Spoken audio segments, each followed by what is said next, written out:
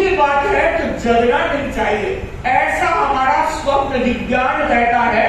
तो चोथमल जी बावलिया उठे जागे और बोल रहे हैं कि मैं दीक्षा नहीं ले सकता, मुझे अपने देवते और पोतों से बड़ा मोह है। आप लोगों को कहते, अगर नहीं होता तो हमारे पास आ जाते, रोज ही महाराज कह रहे कोई तो और है, कोई तो और है।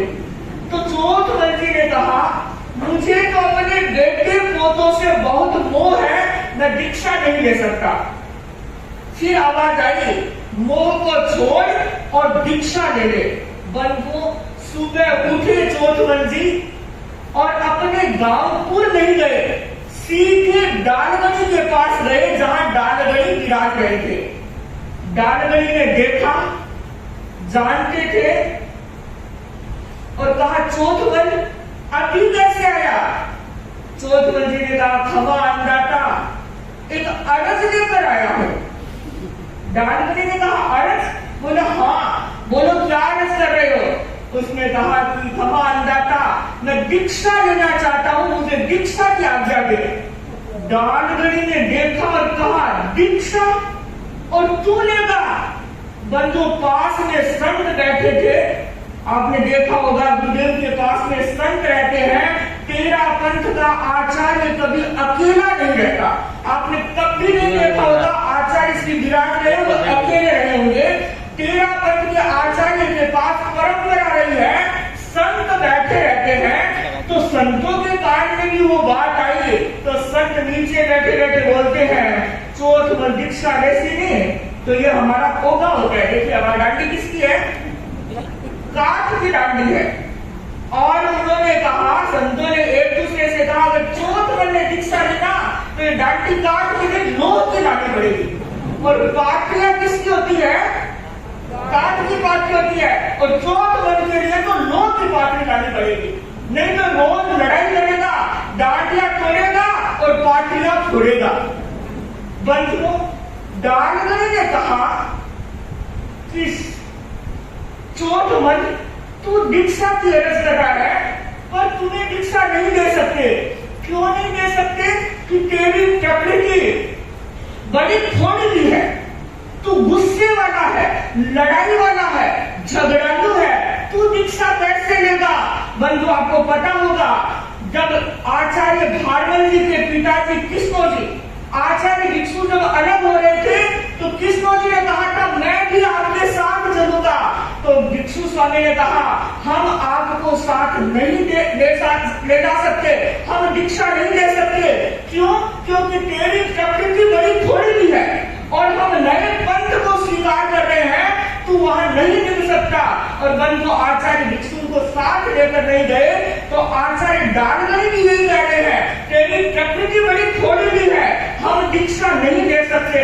कहते हैं चोथमल जी ने पेड़ पकड़ लिए, खमा अंडाता अब तारण हाट है, आप तो तारते हैं तो मैं भी तो एक भक्त हूँ आपका, मैं भी तो एक श्रावक हूँ, तो मुझे भी आप तारे और मुझे दीक्षा दे। डालगढ़ी के पैर पकड़ के बैठ गया। डालगढ़ी ने सोचा जाएगा नहीं है तो डालगढ़ी ने कहा देख दीक्षा लेनी है तो आज्ञा चाहिए, कहाँ तेरे पास आज्ञा? कि डालगढ़ी आज्ञा तो नहीं लेगा कि आज्ञा के बिना दीक्षा हो नहीं सकती। तुम एक काम करो, घर जाओ और आज्ञा पत्र लेकर आओ, अगर आज्ञा मिल जाएगी तो हम चिंतन करेंगे। गए चोथमल जी बावलिया अपने घर आए और इधर बेटे पोते घर वाले सब परेशान हो रहे हैं क्योंकि बताकर आए नहीं थे कि कहाँ जा रहा हूँ। इधर उन्होंने यहाँ देखा, वहां देखा, भीलवाड़ा देखा, कहीं पता ही नहीं चला। और आस पास की जो जेल थी वहां भी देख लिया, वो मिले नहीं तो बड़े परेशान हो गए। गए कहाँ पर? जब आज की तरह मोबाइल तो था नहीं कि फोन करके चोथमल जी आए घर और बेटे ने कहा पिताजी हम कितने परेशान हो गए, कम से कम जाओ तो बताकर तो जाया करो कि मैं वहां जा रहा हूँ। कहाँ गए थे? कि अरे कहाँ गया, मैं तो डालगढ़ी के पास गया था। डालगढ़ी के पास क्यों? कि मुझे तो दीक्षा लेनी है। अच्छा डालगढ़ी ने क्या कहा? कि डालगढ़ी ने कहा है कि आज्ञा लेकर आओ फिर चिंतन करेंगे और मैं तुम लोगों से आज्ञा लेने के लिए आया हूँ। बंधुओं बेटों ने सुना और बेटों ने कहा पिताजी हम तो आपको हरगिज आज्ञा नहीं देंगे, क्योंकि अगर आज्ञा देंगे तो लोग क्या कहेंगे, घर का कचरा संतों के पास भेज दिया। बंधुओं इतना सुना, चोट मंजिल को आई ना, गुस्सा आया और पास से डांडी पड़ी थी, 2-4 डांडियों से दबा दी। तो बेटों ने कहा पिताजी इसीलिए तो कहते हैं आपको बात बात पर गुस्सा आता है, हम तो आपकी लाठी की मार खा लेंगे, लेकिन वहां पर उनके से बोल लाने देगा हमको, तो आप दीक्षा नहीं दे सकते, हम आपको आज्ञा देंगे नहीं। तो चौथ मंत्री ने कहा सुनो, अगर तुम आज्ञा नहीं दोगे तो मैं भी संकल्प करता हूं। क्या संकल्प, कि जब तक तुम लोग मुझे आज्ञा नहीं दोगे तब तक मुझे तुम्हारे घर की रोटी खाने का त्याग, रोटी खाने का त्याग, और उसके बाद कहा कि घर के पानी पीने का भी त्याग है।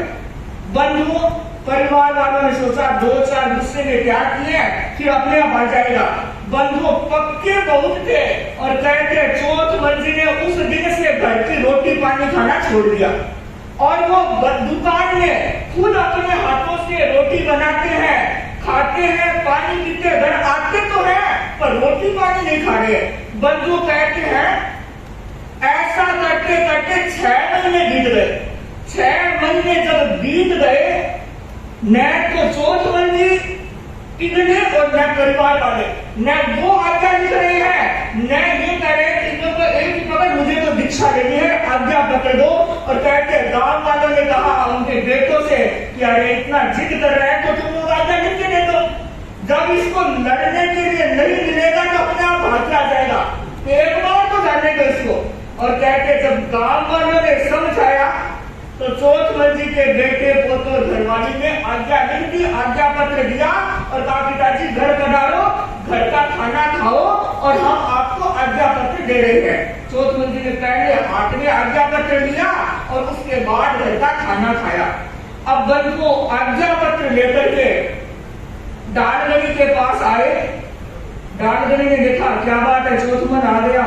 डालगढ़ी को लगा है तो पक्का, और कहा कि आ गया, कि हाँ आ गया, कि आज्ञा पत्र क्या मुझे आज्ञा पत्र लेकर आया हूँ।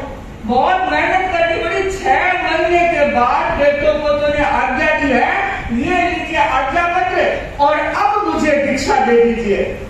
बंधुओं संत पास में बैठे थे, दलसाजी श्री जी ने चांदवल जी की बात बताई थी, कैसे थे संत। ने सोचा आचार्य तो दीक्षा देने के लिए रहना किसके पास साथ पड़ेगा, हम लोगों के साथ। बड़ी मुश्किल हो जाएगी अगर इसने दीक्षा लेगी, डालगढ़ी ने दे दी, संतों के कान खड़े हो गए। डालगढ़ी क्या कहते हैं, और डालगढ़ी ने कहा देव चौथवन, एक बार फिर चिंता कर ले, नहीं तो तू भी भूंडा लगेगा।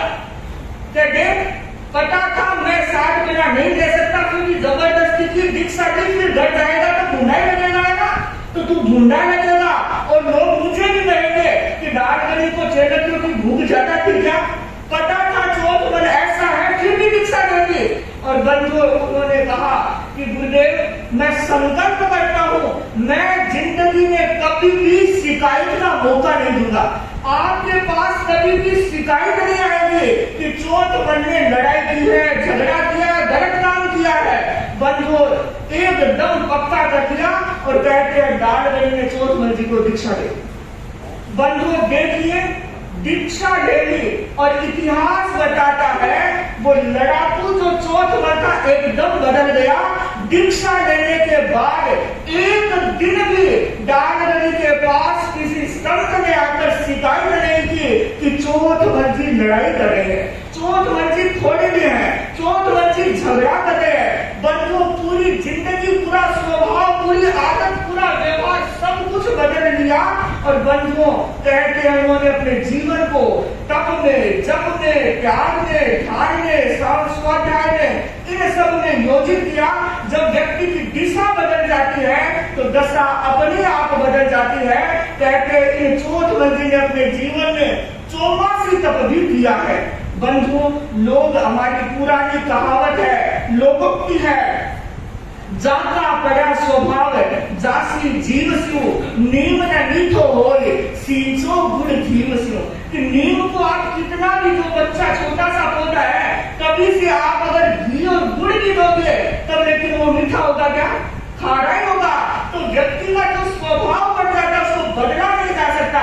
लेकिन जोधवंत जी का जीवन हमारे लिए उदाहरण है कि अगर हम चाहें तो हम अपनी आदत को बदल सकते हैं, स्वभाव को बदल सकते हैं, व्यवहार को बदल सकते हैं। तो हम यही कामना करें कि हमारे भीतर भी अगर स्वभाव में, व्यवहार में कुछ भी किंतु परंतु है तो हम अपने स्वभाव को बदलकर अपने जीवन में आनंद का संचरण करें, आनंद की ओर बढ़े। इन्हीं भावों के साथ ओम अरहम। अब मेरा करबद्ध भाव भरा विनम्र निवेदन श्रद्धेय सात्विकता से गण के गौरवशाली श्रावक कौन है? आप भी तो गौरवशाली है। अब इस शब्द में आ गए हैं तो सब गौरवशाली है, लेकिन वो गौरवशाली जिन्होंने इतिहास बनाया तो गण के गौरवशाली श्रावक विजय चंद्र परिवार।